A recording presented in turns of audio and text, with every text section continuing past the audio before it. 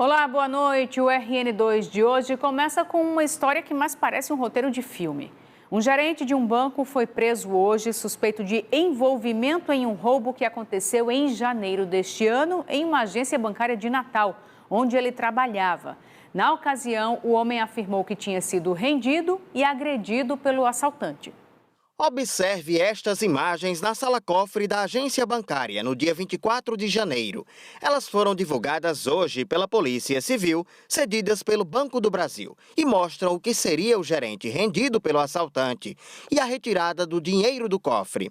O criminoso é o mesmo que aparece nestas outras imagens, divulgadas depois do assalto à agência bancária, na Cidade Alta, em Natal, e mostram ele entrando e depois saindo com a mochila cheia de dinheiro, sem ser percebido. O gerente teria facilitado o acesso, segundo a investigação. Ainda de acordo com a polícia, ele teria contado com a ajuda de uma amiga de confiança para roubar o dinheiro. Ela seria responsável por localizar pessoas que pudessem executar os crimes. O assalto teria sido planejado para encobrir outros roubos que já vinham acontecendo, principalmente de ouro. O gerente do banco e a amiga dele, que ajudou a planejar tudo, foram presos nesta quarta-feira, durante a segunda fase da Operação Poker Face. Ao todo, segundo a Polícia Civil, foram roubados do Banco do Brasil mais de R$1.300.000, divididos em barras de ouro e quantias em real, dólar e euro. A maior parte do dinheiro não foi recuperada. O valor total subtraído do banco, foi a quantia de R$1.300.000. Mas os criminosos que prestaram depoimentos, que estão colaborando com a justiça, falaram que, em espécie, naquele dia no cofre, tinha R$300.000, mais euro e dólar. Então, eles não sabiam precisar quanto em euro, quanto em dólar. Então, eles levaram R$300.000 mais a moeda estrangeira. O gerente é funcionário do banco há 22 anos, ganha cerca de R$6.000 de salário e foi afastado por causa das investigações. Na casa dele, em Capim Macio, os policiais encontraram moedas de ouro que já teriam sido furtadas pelo gerente antes do assalto em janeiro. Além disso, a polícia recuperou as roupas usadas pelos criminosos que praticaram o roubo, celulares e outros indícios que ajudam a entender como o crime foi planejado. Segundo a polícia, o gerente não conhecia o assaltante. A amiga dele teria chamado o ex-genro e a filha e outros 2 conhecidos dele no esquema. O interesse era dividir o dinheiro do roubo. A quadrilha teria gastado dinheiro com imóveis, viagens e carros. Dos 6 envolvidos, 4 seguem soltos. Os 3 executores do roubo, inclusive o bandido que entrou na agência, confessaram tudo e assinaram acordos de colaboração premiada para responder em liberdade. Os envolvidos também tentaram atrapalhar a investigação, desde o gerente que simulou que estava sendo espancado e prestou queixa com informações falsas sobre o furto do próprio celular, até a amiga dele, que teria ameaçado a delegada e buscado informações sobre o juiz do caso. Ela, inclusive, pesquisou também sobre a vida do juiz, Então, isso daí ela não conseguiu fazer. E não houve qualquer interferência, tanto por parte da Delegacia Geral quanto do Governo do Estado, para me tirar do caso. Pelo contrário, nós trabalhamos também uma parceria maravilhosa com o Judiciário e com o Ministério Público, que também estavam empenhados aí em dar celeridade a esse caso. Os vereadores de Natal começaram a votar hoje o orçamento para 2023, que deve ser superior a R$4 bilhões. Foram votadas nesta quarta-feira as chamadas emendas consensuais, ou seja, as alterações propostas pelos parlamentares e já previamente aceitas pelo Poder Executivo Municipal. Procuramos defender com o governo que fosse ter um tratamento isonômico entre todos os vereadores da bancada independente, bancada do governo, bancada da oposição, e chegamos a esse número hoje de mais de 800 emendas consensualizadas. Eu acho um número bacana, um número positivo. Na Câmara Municipal de Natal, a expectativa é de que o orçamento de 2023 ultrapasse os R$4 bilhões pela primeira vez. Esse ano, as despesas somadas foram de pouco mais de R$3 bilhões e 800 milhões. A diferença hoje que existe bem assim para nós é com relação ao investimento do município com a saúde. tá? Então, constitucionalmente, nós temos a emenda 29, onde ela só determina 15%. A gente vinha até 27%. Hoje, nós estamos investindo na saúde 35%. Para 2023, nós estamos colocando 30%. Nós não podemos também estar aumentando despesas sem que exista a receita correspondente para cobrir aquele gasto. Após a chegada do projeto da LOA 2023 na Casa Legislativa, os vereadores propuseram 1.152 emendas ao texto original.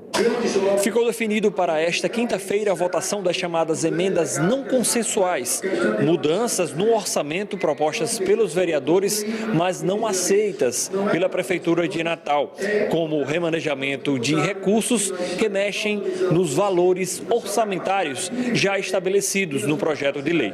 O vereador Eribaldo Medeiros, do PSB, integrante da bancada independente da Casa, junto com outros parlamentares, solicitaram um remanejamento de parte do valor destinado à comunicação da Prefeitura para a área da saúde. Nós remanejamos 16 milhões da comunicação para a saúde, tendo em vista que a saúde do município de Natal está em decadência.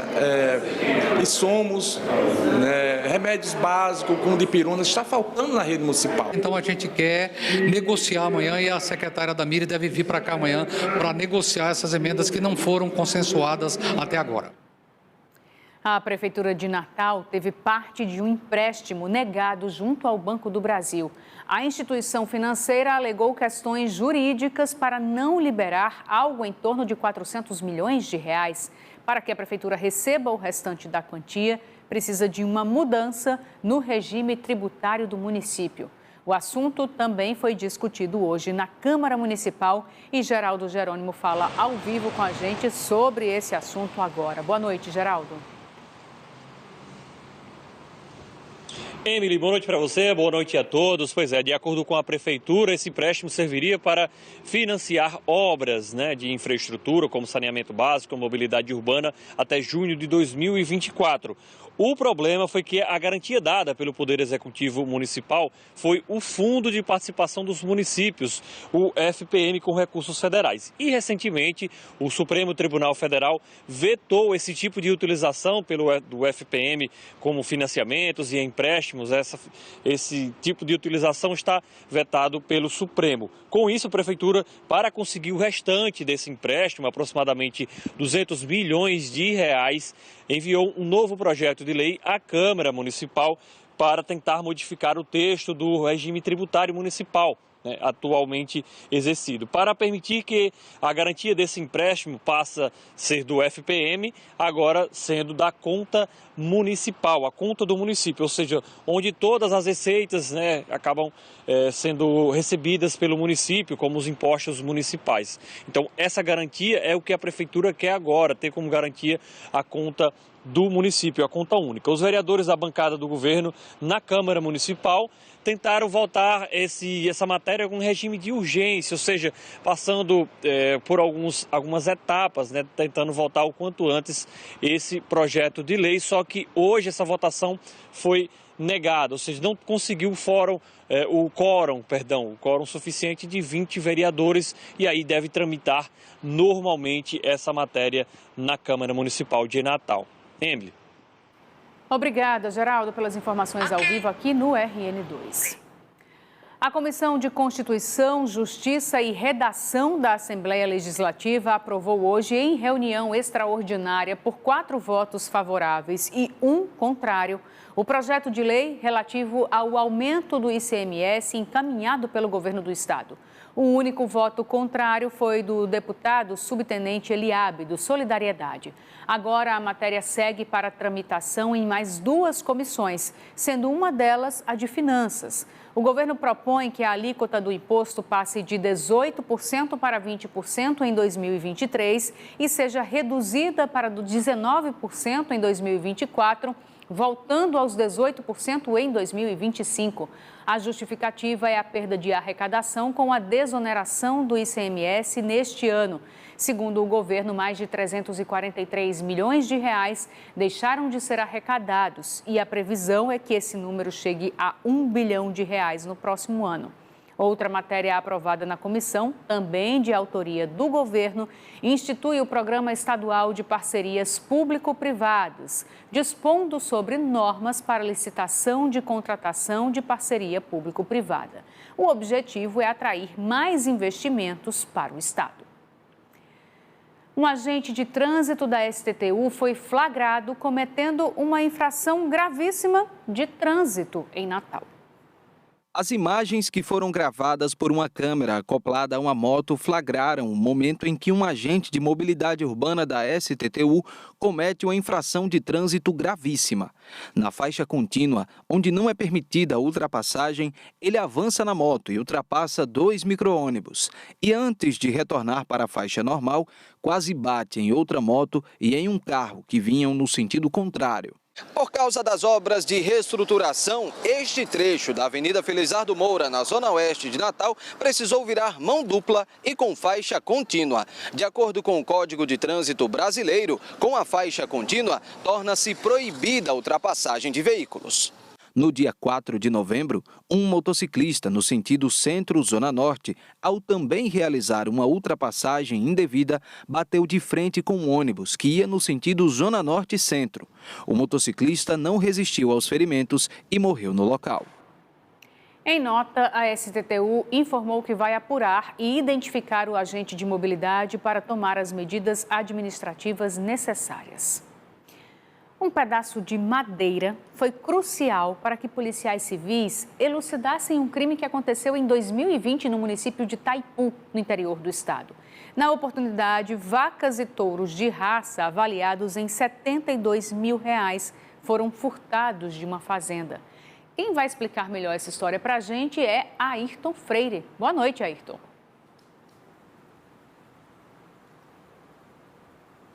Boa noite, Emily. Claro, para quem nos acompanha no RN2, história curiosa essa, hein?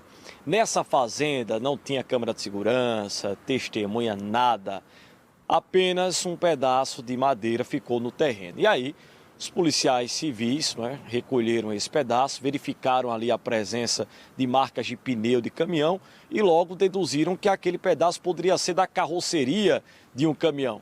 E não deu outra. O tempo passou e meses depois um caminhão foi encontrado, Emily, na Avenida Moema Tinoco, na zona norte de Natal, a alguns quilômetros da cidade de Itaipu. E aí os policiais da DEFU, a Delegacia Especializada em Furtos e Roubos, tinham guardado aquele pedaço de madeira e, vejam só, tentaram encaixar no caminhão, procurar um local ali que levasse aquele pedaço a ficar encaixado. E deu certo, o pedaço se encaixou e aí os policiais conseguiram confirmar a suspeita de que aquele caminhão teria sido usado na data do crime. Depois, com o avanço das investigações, os dois homens suspeitos dos crimes acabaram se confirmando também como tendo estado no local, depois que a investigação avançou, e os dois, inclusive, já foram indiciados pelo crime de furto. A polícia descobriu também que eles mexiam com comércio ilegal de armamentos e um deles, o dono do caminhão, também tinha envolvimento com o tráfico de drogas. Dá para dizer, minha amiga Emily Vigílio, que a Polícia Civil, através da DEFU, brincou de quebra-cabeça e dessa vez deu certo. O resultado foi favorável, o crime então desvendado e agora a justiça, cabe à justiça decidir o futuro desses dois homens. Emily Vigílio, volto com você. Obrigada, Ayrton, nos mínimos detalhes, Muito obrigada pelas informações. A Polícia Civil também desvendou um outro crime hoje, o de furtos de cofres de empresas. 2 pessoas foram presas e quem tem os detalhes dessas prisões é Sérgio Henrique Santos, que fala com a gente ao vivo agora. Boa noite, Sérgio. Oi, Emily, boa noite para você, boa noite, Rio Grande do Norte. Só atualizando a informação, foram 3 prisões neste caso. Você sabe, Emily, que nós noticiamos muitas informações sobre quadrilhas que se especializaram em explosões de caixas eletrônicos. No caso desta quadrilha que foi descoberta pela DEICOR, que é a Divisão Especializada de Investigação e Combate ao Crime Organizado, eles se especializaram em cortar os cofres. Em um período de 1 ano, essa é a 3ª fase da Operação Albatroz, foram 15 ações criminosas, ou seja, 15 empresas que foram invadidas e que tiveram cofres abertos, um prejuízo estimado em R$500 mil. Desta vez, eles agiram de madrugada ali em Emaús, Parnamirim, eles tentaram invadir uma empresa uma empresa de produtos agropecuários. Eles utilizavam, inclusive, estes adesivos de fachada, segundo a Polícia Civil. Havia um criminoso neste carro, dando cobertura a toda a ação. Ele entrou em conflito armado com os policiais da DEICOR. Os policiais revidaram. Esse homem foi baleado, foi socorrido ao hospital Valfredo Gugel e depois, em seguida, ele foi preso. Os criminosos não conseguiram entrar na loja de produtos agropecuários e o que eles fizeram? Invadiram a loja vizinha, a empresa vizinha, melhor dizendo, que era uma igreja batista. E no momento que eles faziam a invasão dessa igreja e abriam o cofre da igreja, os policiais chegaram e localizaram. O material apreendido está aí na sua tela, tem uma foto com todo o material apreendido, muitas ferramentas, máquinas de solda, cortadores de ferro, chaves de fenda, armas de fogo, joias e relógios, além também desse carro apreendido, também tinha muito medicamento, fardas e crachás falsificados. Os 3 criminosos foram trazidos aqui para DEICOR, aqui em Natal. Um deles é manauara e os outros 2 são naturais de Cuiabá. Emily. Obrigada, Sérgio, pelas informações ao vivo aqui no RN2, que vai para o intervalo agora. Mas na volta a gente vai mostrar o processo de relicitação do aeroporto de São Gonçalo do Amarante, que deve ser concluído na segunda quinzena de janeiro. Os detalhes depois do intervalo.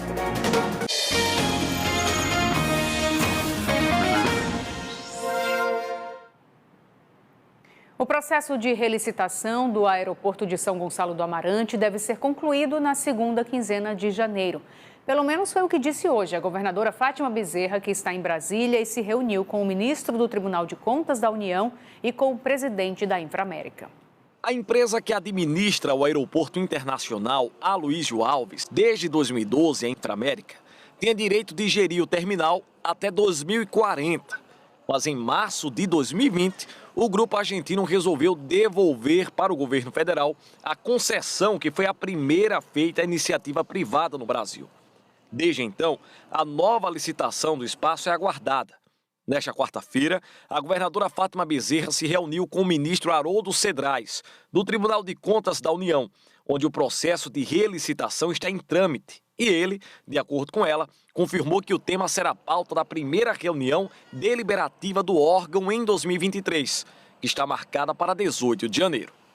A nossa, mais do que expectativa, confiança, é de que o parecer vai ser aprovado pelo plenário do TCU e, portanto, nós estamos dando agora um passo fundamental para acelerar o processo de conclusão, de relicitação do Aeroporto Internacional de São Gonçalo do Amarante. Uma das justificativas da Inframérica para devolver o aeroporto de Natal foi o tráfego de passageiros. Em 2019, um ano antes da devolução, por exemplo, a empresa tinha a expectativa de que o terminal aqui do Rio Grande do Norte movimentasse 4.300.000 passageiros, mas a movimentação foi de 2.300.000. Além disso, em apenas 2 anos, a movimentação superou a do último ano de operação do aeroporto Augusto Severo, em Parnamirim, que foi de 2.400.000 passageiros. Há quase 3 anos, o processo de relicitação, que permitirá que uma nova empresa administre o aeroporto, se arrasta. Com isso, o terminal passou a apresentar problemas que causam desconforto a passageiros e também para quem trabalha. O aeroporto que ele está sem lugares, vamos supor, eu vou comer no aeroporto, como? Então tem poucos lugares. Aí eu vou entrar num ar-condicionado. Tem dia que tem ar-condicionado, tem dia que não tem ar-condicionado. Então a gente vê que ele está largado. Até que uma nova empresa administra o terminal, a Inframérica segue exercendo algumas atividades no local. Mas a presidente da Associação Brasileira de Agências de Viagens acredita que essa espera para passar o bastão é exatamente o problema. A empresa que irá assumir, ela vai investir, ela vai ver coisas novas, ela vai pensar até numa das coisas que as pessoas acham ruim, o trajeto, que é longo, de madrugada, inseguro. Então, com certeza, quem vai assumir, se Deus quiser, seja o mais rápido possível, já demora alguns anos, então realmente a gente está ansioso que aconteça, é que venha melhoras. A governadora participou de uma audiência com o presidente da Inframérica. Ele disse acreditar que no começo de 2023, o processo de relicitação deverá ser concluído.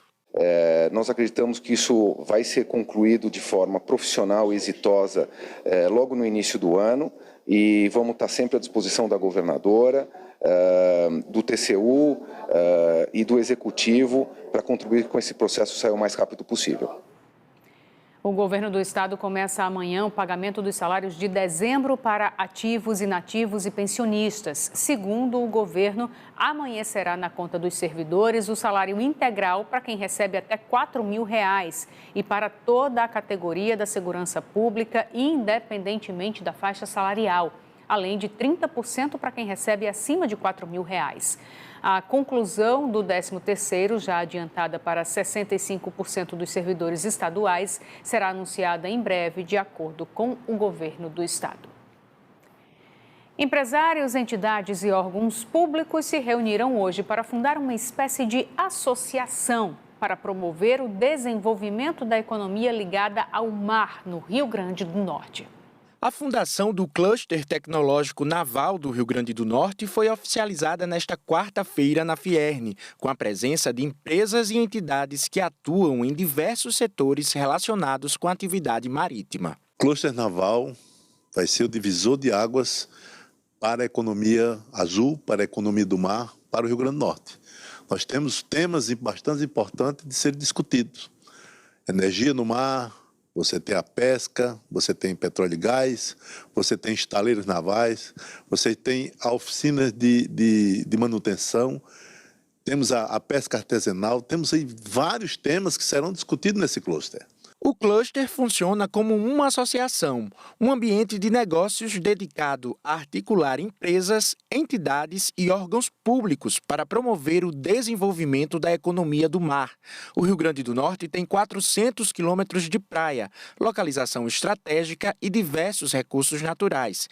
Esse é o primeiro cluster naval da região Nordeste e o terceiro do país. Pesca oceânica, sal, óleo, gás e energia, exportação de fruta, turismo, exportação de minério, atividades de defesa e infraestrutura de uma maneira geral, como portos, aeroportos e um pouco de rede ferroviária também, que tem acesso ao mar. Essas atividades todas já existem, mas cada um tomando conta da sua fatia. E a gente entende que, se isso for tratado de forma coletiva, vamos ter resultados muito mais impactantes para a economia do Rio Grande do Norte. Tudo isso impulsiona o potencial marítimo do estado e atrai novos investimentos na área, que agora serão discutidos através do Cluster Tecnológico Naval. O Rio Grande do Norte é um gigante da área energética, mas também da área turística, da área de pesca, navegação, né? Tem portos importantes aqui, a localização geográfica é fenomenal, né? Muito próximo da Europa, do Golfo do México, né? Então tudo conspira a favor do Rio Grande do Norte nesse aspecto. O Rio Grande do Norte teve uma queda de 3,4% no volume de serviços em outubro na comparação com setembro. Com isso, o estado chegou ao segundo mês seguido de redução e apresentou o sexto pior desempenho do Nordeste. Os dados são da pesquisa mensal de serviços do IBGE. Esse foi o quinto mês com registro de queda de volume de serviços em 2022 aqui no estado. O setor registrou queda no país como um todo, no mês de outubro, e a média nacional ficou em 0,6% de queda. Ainda de acordo com o IBGE, a receita nominal dos serviços também teve resultado negativo, ficando 2% menor na comparação com o mês anterior.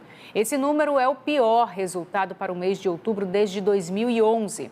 Comparado ao mesmo mês de 2021, o índice de volume de serviços registrou uma variação positiva de 2,5%. A variação acumulada nos últimos 12 meses foi de 7,2%. De acordo com o IBGE, a pesquisa mensal de serviços produz indicadores que permitem acompanhar o comportamento do setor de serviços no país, investigando a receita bruta de serviços nas empresas com 20 ou mais pessoas ocupadas, excluídas as áreas de saúde e de educação. O Rio Grande do Norte recebeu novas doses do imunizante da Pfizer adulto para dar prosseguimento à vacinação contra a Covid, mas ainda não há previsão para receber as doses para bebês. O estado recebeu 50 mil vacinas da Pfizer contra a Covid-19 para adultos, mas nenhum carregamento para vacinas pediátricas.